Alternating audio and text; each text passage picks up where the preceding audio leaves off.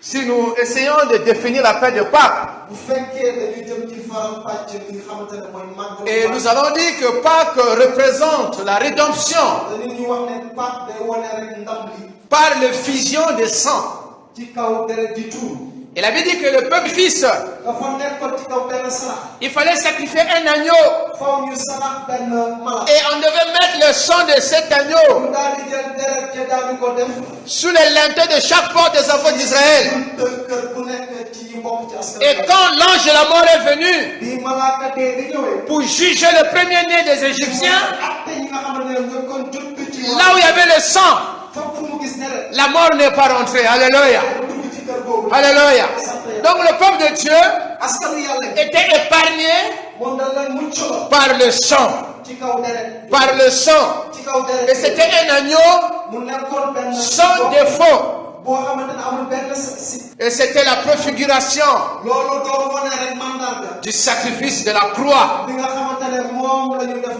De la même manière qu'ils étaient sauvés, épargnés de la mort, épargnés du jugement, par le sang de l'agneau, nous aussi, nous sommes sauvés, épargnés du jugement, par le sang de l'agneau.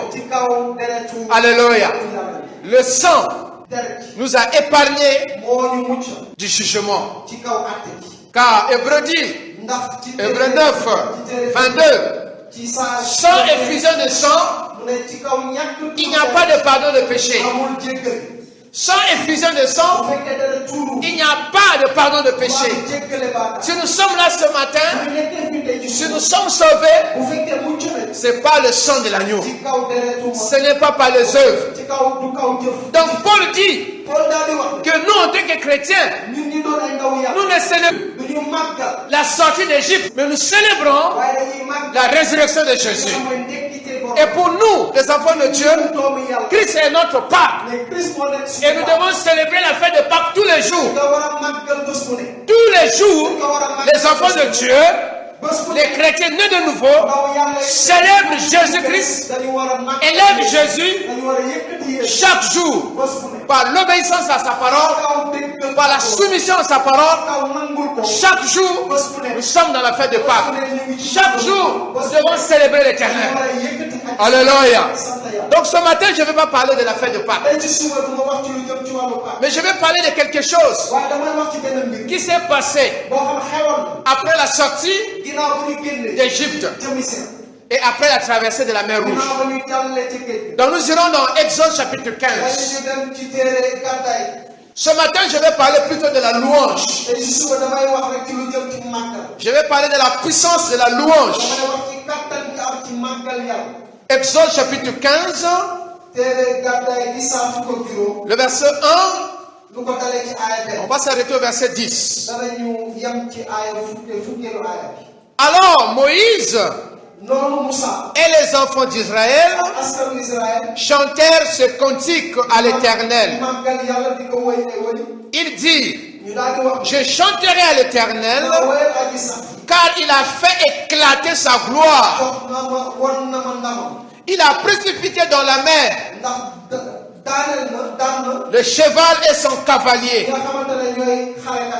L'Éternel est ma force et le sujet de mes louanges. C'est lui qui m'a sauvé. Il est mon Dieu. Je le célébrerai. Il est le Dieu de mon Père. Je l'exalterai. L'Éternel est un vaillant guerrier. L'Éternel est son nom. Il a lancé dans la mer les chars de Pharaon et son armée. Ces combattants d'élite ont été engloutis dans la mer Rouge. Les flots les ont couverts. Ils sont descendus au fond des eaux comme une pierre. Ta droite, ô Éternel, a signalé sa force.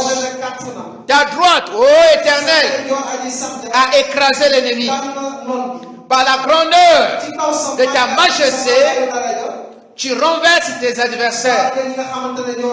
Tu déchaînes ta colère et elle les consume comme du chaume. Au souffle de tes narines, les eaux se sont amoncelées. Les courants se sont dressés comme une muraille.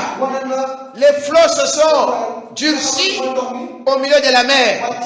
L'ennemi disait, je le poursuivrai, j'atteindrai, je partagerai le butin. Ma vengeance sera assouvie. Je tirerai l'épée, ma main les détruira. Tu as soufflé de ton haleine, la mer les a couverts. Ils se sont enfoncés du plomb dans la profondeur des eaux. Alléluia. Amen. Donc, je vous ai dit que la Pâque, c'était la délivrance, c'était la sortie du peuple d'Israël de la captivité.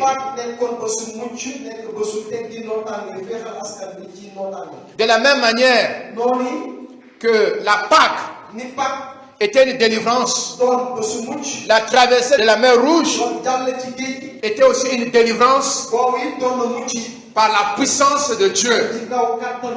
La Pâque, c'était la délivrance par le sang. Alléluia. Il fallait qu'il y ait le sang. Mais la traversée de la mer Rouge, c'était aussi une délivrance, mais cette fois-ci par la démonstration de la puissance de Dieu. Alléluia. Donc la première délivrance, c'était la sortie. Lorsque Pharaon les a libérés, il a réfléchi après. Il a dit, mais tiens, mais j'ai fait une erreur. Pourquoi est-ce que j'ai libéré mes esclaves? Et il a pris ses élites, les meilleurs soldats.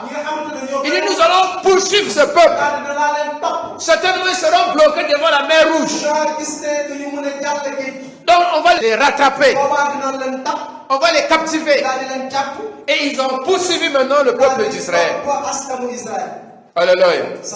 Et c'est souvent, quand je le dis, quand nous donnons notre vie à Jésus, si nous sommes sincères et on donne notre vie à Jésus, le combat n'est pas fini. On est sauvés. Ils étaient déjà sauvés. Ils étaient plus sous la domination des pharaons. Ils étaient libres. Mais Pharaon ne les a pas laissés. Pharaon a cherché encore à les rattraper. Et souvent, lorsque nous donnons notre vie à Jésus, nous sommes libres. Nous avons la victoire. Mais l'ennemi ne veut pas nous laisser. L'ennemi va vouloir encore chercher à t'attraper. Il va vouloir te rattraper pour te ramener encore dans le monde. Donc c'est pour cela, quand tu donnes ta vie à Jésus, tu dois être ferme dans ta foi pour continuer avec grâce pour demeurer dans la victoire. Sinon l'ennemi va te rattraper, il va te ramener encore en Égypte. Et la Bible nous dit, la deuxième situation sera pire que la première. Alors Pharaon les a poursuivis. Quand ils sont arrivés devant la mer Rouge, Dieu a intervenu. Et par la grâce de Dieu, Dieu a donné des orientations à Moïse. Il a frappé le bâton. Et la Bible dit que la mer fut séparée. Et le peuple, ils ont traversé la mer Rouge. Et quand ils sont arrivés de l'autre côté, qu'est-ce qu'ils ont fait? C'est ce que nous sommes en train de lire. Quand ils ont eu la victoire devant l'armée de Pharaon, qu'est-ce qu'ils ont fait? Ils ont commencé à louer le Seigneur. Alléluia. Ils ont commencé à célébrer. Ils ont commencé à glorifier le Seigneur. Donc nous voyons que ces cantiques de Moïse célèbrent la manifestation de la puissance de Dieu. Le Seigneur nous a libérés. Premièrement, il nous a donné la victoire devant Pharaon. Il nous a donné encore la victoire devant la mer Rouge. Et ils ont commencé à célébrer le Seigneur. Ils ont commencé à louer le Seigneur. Et nous allons voir le premier verset. Le peuple d'Israël chantait ces cantiques. Et il dit, je chanterai à l'Éternel. Alors, il commence par le pronom personnel. La première personne du singulier. Je.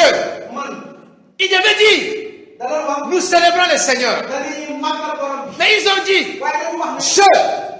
Ça veut dire que chaque personne devait célébrer le Seigneur de façon individuelle. Le cantique est communautaire. Mais chacun devait chanter de façon individuelle. Chacun devait célébrer l'Éternel de façon individuelle. Alléluia. Donc ces cantiques étaient la proclamation de la victoire. Il devait proclamer la victoire. Donc la première des choses, c'est que le Seigneur les a sauvés. Donc ce matin, je voulais te parler de la puissance de la louange. Chaque chrétien doit louer le Seigneur chaque jour pour son salut. Nous devons louer le Seigneur de façon individuelle de ce que Dieu nous a libérés. Nous étions condamnés au jugement. Et la Bible dit que nous étions loin de Dieu. Vouloir aller en enfer. Mais la grâce est venue. Jésus est venu. Il est venu nous libérer. Ça veut dire que tu n'es plus sous l'esclavage. Tu es maintenant libre. Tu es sauvé par le sang de l'agneau. Tu allais dire Amen. Tu allais dire Amen. Alléluia. Le Seigneur nous a sauvés. C'est pour cela que nous devons le louer. On ne doit pas dire à un chrétien loue Dieu. Non. C'est chaque jour. Nous devons le célébrer. Parce qu'il nous a donné la victoire devant l'ennemi. On est sauvés. Christ nous a sauvés. Nous devons le louer. Nous devons l'adorer. Pour ce qu'il est d'abord. Et pour ce qu'il a fait. Nous devons louer le Seigneur pour ce qu'il est. Dieu est bon. Dieu est puissant. Dieu est amour. Il est miséricordieux. Il est fidèle. Alléluia. Nous devons confesser cela. Confesser cela. Mais qu'est-ce qu'il a fait? Il a donné son fils qui est mort à la croix pour me sauver. Pour me sauver de Satan. Pour me sauver des puissants des mondes éternels. Donc par sa grâce, je suis libre.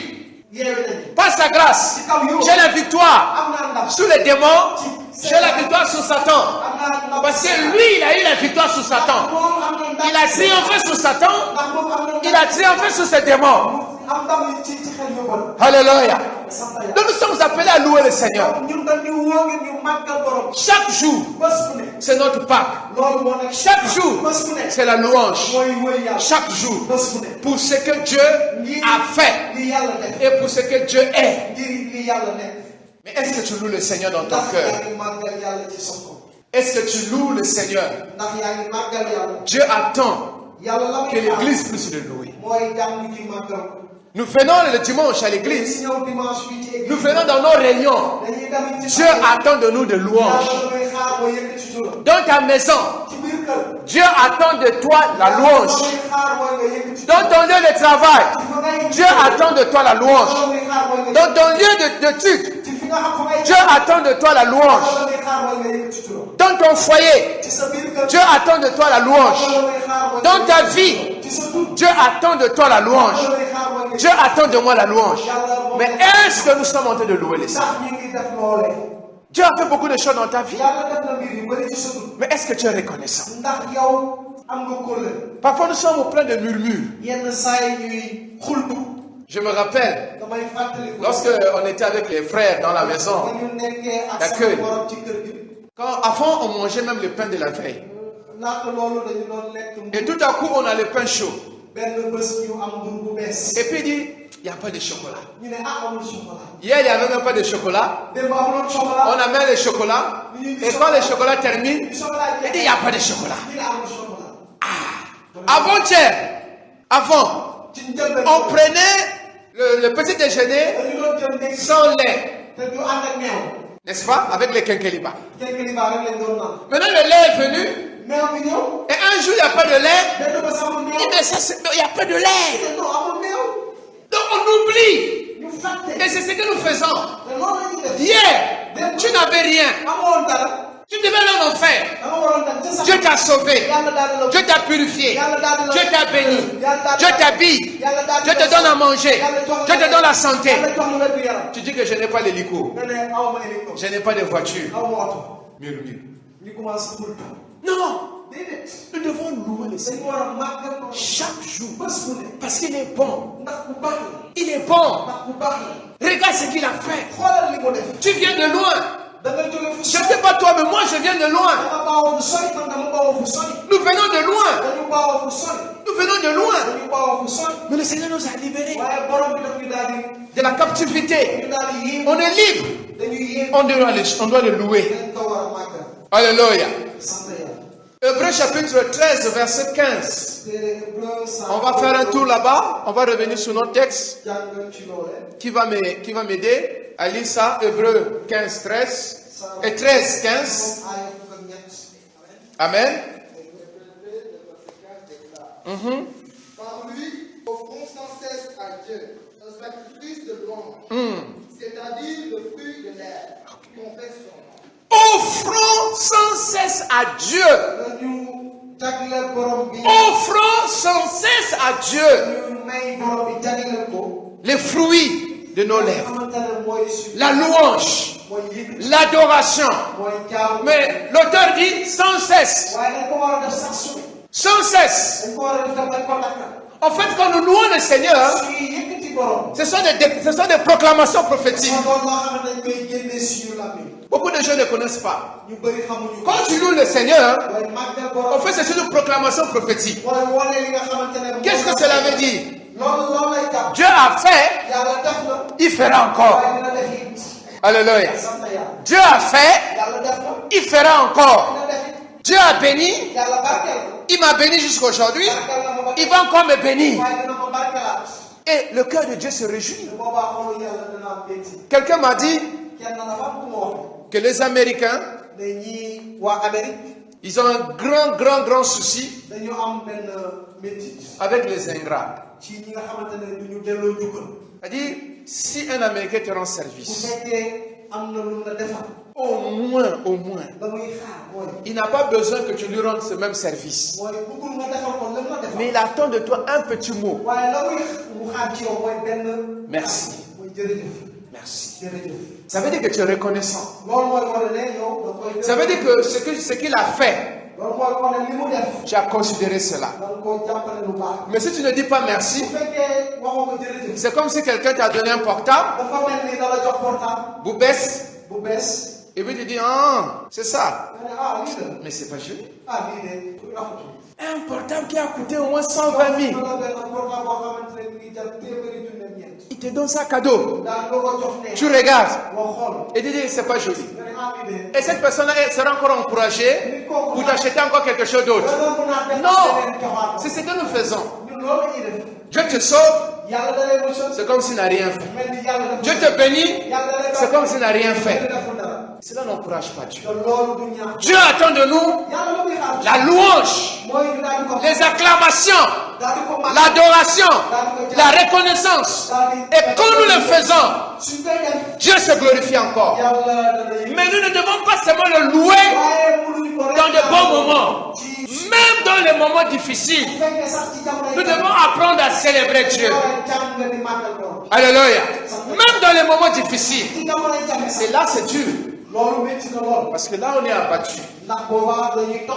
C'est difficile à dire à quelqu'un qui a échoué, rends gloire à Dieu. Ça, c'est très difficile. C'est difficile de dire à quelqu'un qui est malade, à l'hôpital, qui traverse des moments difficiles, rends gloire à Dieu. C'est difficile de dire à quelqu'un qui a perdu son fils, qui a perdu sa fille, rends gloire à Dieu. C'est difficile de dire à quelqu'un qu'on a volé de l'argent, rends gloire à Dieu. C'est très difficile. Un frère, il était un commerçant. Alors on a volé l'argent. Beaucoup d'argent. Il était vraiment triste. Donc il cherchait quelqu'un qui va le révéler qui a volé son argent. Parce qu'il était de suspecter ses amis, ses proches. Alors il est allé voir un pasteur, un prophète. Il dit, l'homme de Dieu, je suis venu te voir, prie pour moi, pour que je puisse savoir qui a volé mon argent.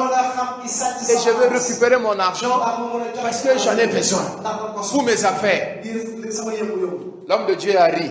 Il dit que tu veux que Dieu puisse te montrer qui a pris l'argent. Oh oui, oh pourquoi? Parce que j'ai besoin de récupérer mon argent. Il dit, allez, commence à louer le Seigneur parce qu'on t'a volé l'argent. Loue Dieu. Il dit quoi? Il dit, loue Dieu. Oublie le voleur.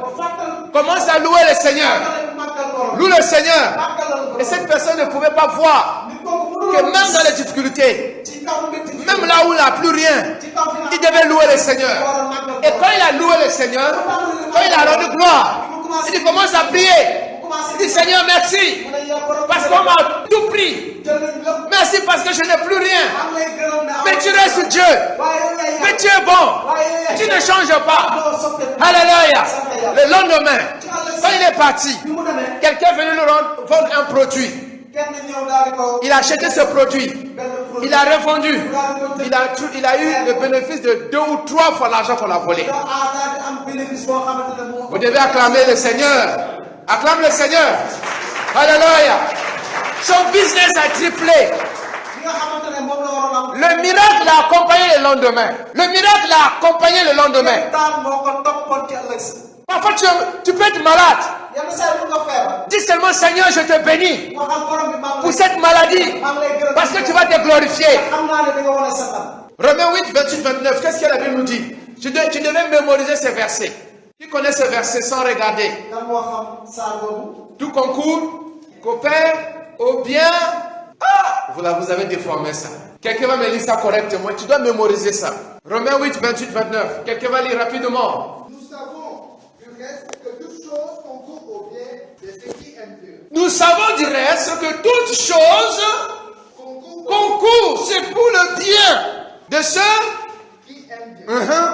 De ceux qui sont appelés selon son dessein. Oui.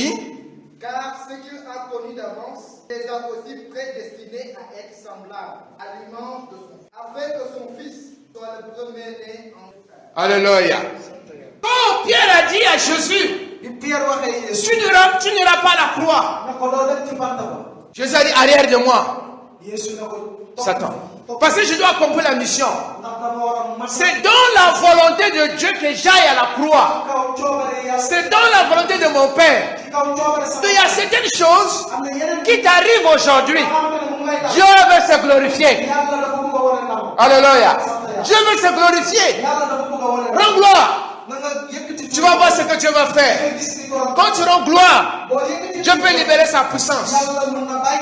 Et dans 1 Thessaloniciens chapitre 5, 1 Thessaloniciens chapitre 5, le verset 16 jusqu'au verset 22, Paul dit, c'est rendre gloire en toutes choses. Rendez grâce pour toutes choses. Tout. Même quand tu échoues, rends grâce à Dieu. Parce que Dieu sait pourquoi. Il y a eu crash de ITA chez nous. Il y a un vol qui avait quitté Brazzaville. Dans les années 80 et quelques. 92, 80 et quelques. Il a quitté Brazzaville, passé par N'Djamena, et avant d'arriver en France, l'avion s'est explosé.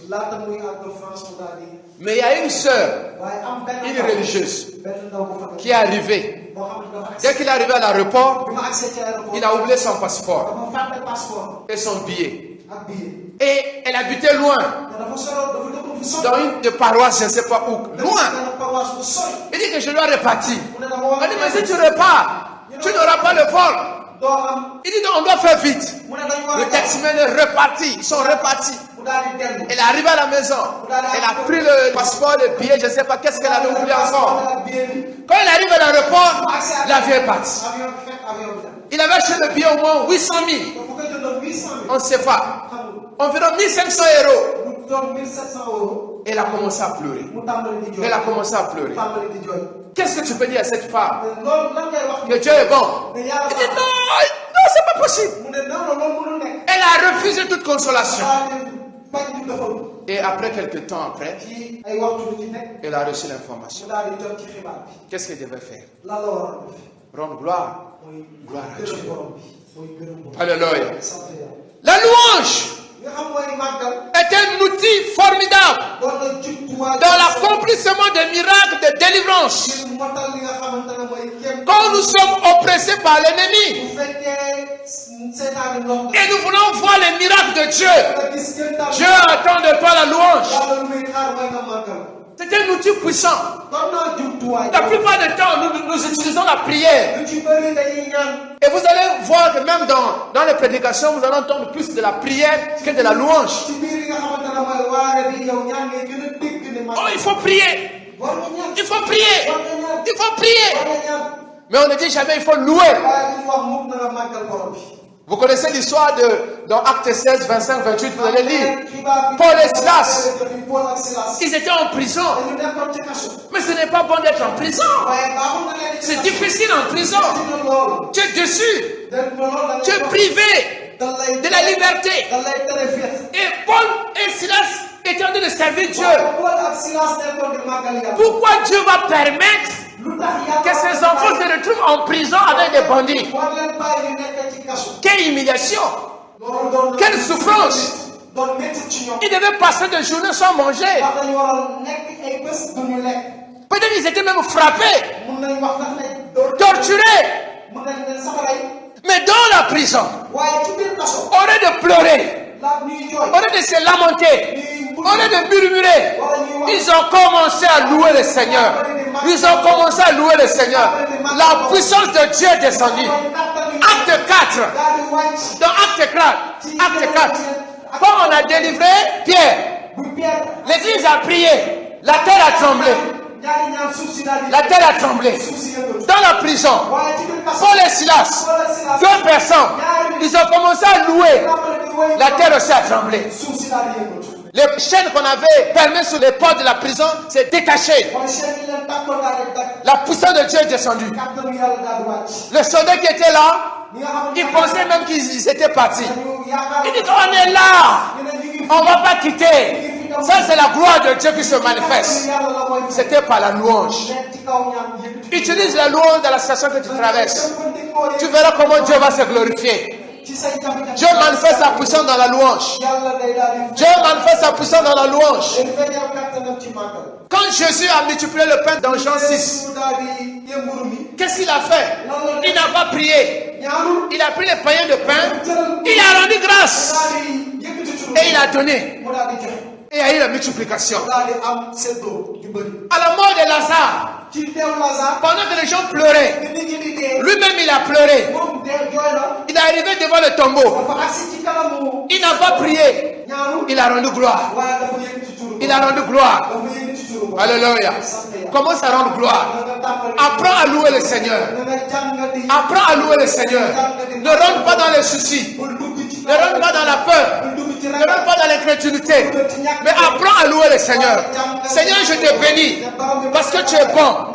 Je te bénis de ce que tu as fait. Je te rends gloire. Tu feras.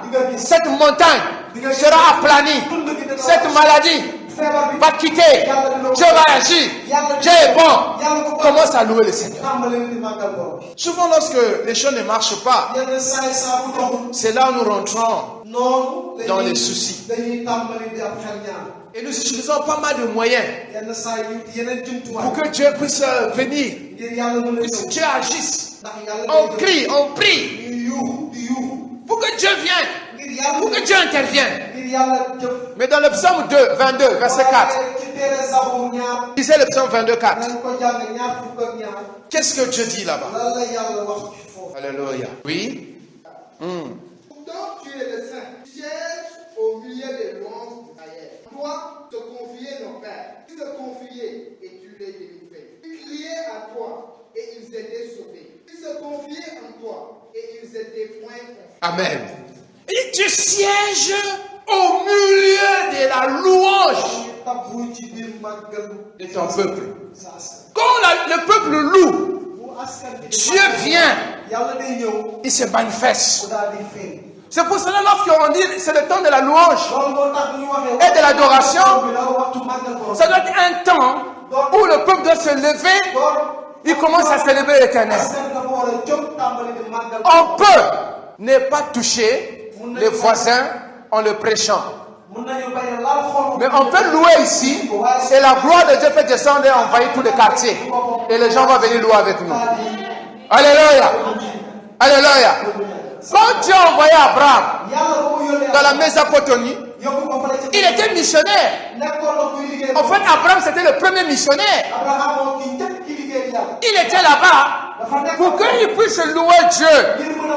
Pendant qu'il devait célébrer l'Éternel, les autres peuples devaient voir que eux, ils célèbrent notre Dieu. Et quel est ce Dieu? C'est l'Éternel des armées.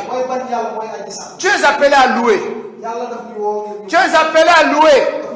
Nous sommes appelés à célébrer dans les bons moments et dans les mauvais moments et de façon continue. Job, depuis, vous lisez le chapitre 2, chapitre 1, 2, jusqu'au chapitre 42, il a continué à tenir, à se tenir, à faire confiance à Dieu. Il n'a pas renoncé à Dieu. Il discutait avec Dieu. Il posait des questions à Dieu. Mais quand les autres venaient pour lui dire c'est pas la peine, certainement tu as fait de mauvaises choses, il dit zéro, je ne vais pas renoncer à mon Dieu. Dieu reste bon. Malgré mes problèmes, Dieu est bon. Malgré mes échecs, Dieu est bon. Malgré les décès, Dieu est bon. Malgré ma femme qui est partie, Dieu est bon. Même si je n'ai plus d'enfants, Dieu est bon. Même si je n'ai pas de maison, Dieu est bon. Est-ce que tu peux confesser ça? Quand tu confesses cela, Dieu se réjouit et Dieu se manifeste. Dans le psaume 111, le Seigneur veut que nous puissions être dans sa présence chaque jour. Il veut qu'il soit notre sanctuaire. Nous devons le louer avec ferveur. Tu dois louer le Seigneur avec ferveur. Loue-le avec ton cœur. De tout ton cœur. On ne doit pas te pousser à louer Dieu. Non. Loue le Seigneur avec ton cœur. Dieu t'a sauvé pour le louer. Dieu t'a créé pour le louer. C'est ce qu'il avait dit. Moïse avait dit à Pharaon. Si vous lisez Exode 4, il dit laisse mon peuple afin qu'ils aillent me célébrer. Laisse ce peuple-là, laisse-nous partir au désert. Nous serons pour célébrer. Nous sommes là pour célébrer. Tu es créé pour célébrer Dieu. Tu es choisi pour célébrer. Tu es sauvé pour célébrer. Alléluia. Alléluia. L'Église est appelée à célébrer le Seigneur avec humilité. Est-ce que tu peux te lever? Lève-toi avec moi. Si tu as un pantalon, loue le Seigneur. Si tu as quelque chose à mettre dans le ventre, loue le Seigneur. Même si tu avais une natte, loue le Seigneur. Dieu t'a donné un petit boulot, loue le Seigneur. Je ne sais pas, tu es à quel niveau? Même si tu es malade, si tu arrives quand même à te relever un peu, loue le Seigneur. Tu peux être malade, mais tu marches. C'est un miracle. Un homme de Dieu était malade. Il est allé voir le médecin. Le médecin lui a dit, je ne sais pas comment tu fais pour vivre. En fait, ton cœur a quitté l'aile gauche. C'est arrivé presque du côté droit. Ton cœur s'est déplacé. Je n'ai jamais vu ça. Normalement, tu dois mourir. Si cet homme de Dieu travaille trop pour Dieu, c'est là qu'il a dit, oh, c'est Dieu qui m'a soutenu. Tu ne sais pas. Tu peux être même malade sans le savoir. Tu vas à l'hôpital, on t'annonce une maladie grave. Puis tu ne savais pas. Et le médecin te regarde et dit, mais comment tu fais pour vivre? C'est grâce à Dieu. Si tu es là ce matin, grâce à Dieu. Si tu respires, grâce à Dieu. Si tu entends ce message, Jésus t'a sauvé, tu es son disciple. Rends gloire à Dieu. Parce que Jésus a payé le prix pour toi. Tu n'es plus une proie pour l'ennemi. Les démons n'ont plus d'autorité sur toi. Satan n'a plus d'autorité sur toi. Parce que Jésus t'a sauvé. Jésus t'a libéré. Il t'a donné le Saint-Esprit. L'Esprit de Dieu avec toi. La grâce de Dieu t'accompagne. Et tu iras de grâce en grâce. Loue le Seigneur. Quelle que soit la situation que tu traverses, loue le Seigneur. Garde la confiance en Dieu. Continue à confesser que Dieu est bon. Il va faire. Il va faire. Fais des déclarations. Dieu, je te bénis. Parce que tu vas faire de grandes choses devant moi. Dans le passé, tu as fait. Tu feras encore. Tu feras encore. Si tu gagnes 50 000, c'est-à-dire Dieu est capable de te donner 100 000. C'est même Dieu qui t'a donné 50 000. C'est même Dieu qui est capable de te donner 100 000. Dieu est capable de changer ta situation. Dieu est capable de te guérir totalement. Dieu est capable d'agir. D'agir. Il a appelé le vent. Il a appelé la manne. Il a soufflé. Les oiseaux sont venus au désert. Il y avait la viande. Donc, quelle que soit la situation, ne murmure pas. Ne murmure pas. Le murmure bloque le miracle. Le souci bloque le miracle. Il a dit devant Jéricho, dans Josué 6, 20, louez le Seigneur. Tournez 7 fois. Le dernier jour, poussez des cris de joie. Moi, je combattrai pour vous. Il y a des combats que tu ne pourras pas. C'est Dieu seul qui te donnera la victoire. Mais pas la louange. Commence à le louer. Commence à le louer. Commence à louer le Seigneur. Dieu est fidèle. Il est capable de changer la situation. Mets la confiance en lui. Laisse-lui combattre pour toi. Il a l'autorité. Il a la puissance. Il attend de toi la louange. Il attend de nous la louange. Commence à le louer. Commence à le louer. Prions, prions, prions, prions. Loue le Seigneur. Je n'entends pas ta voix. Élève la voix. Loue le Seigneur.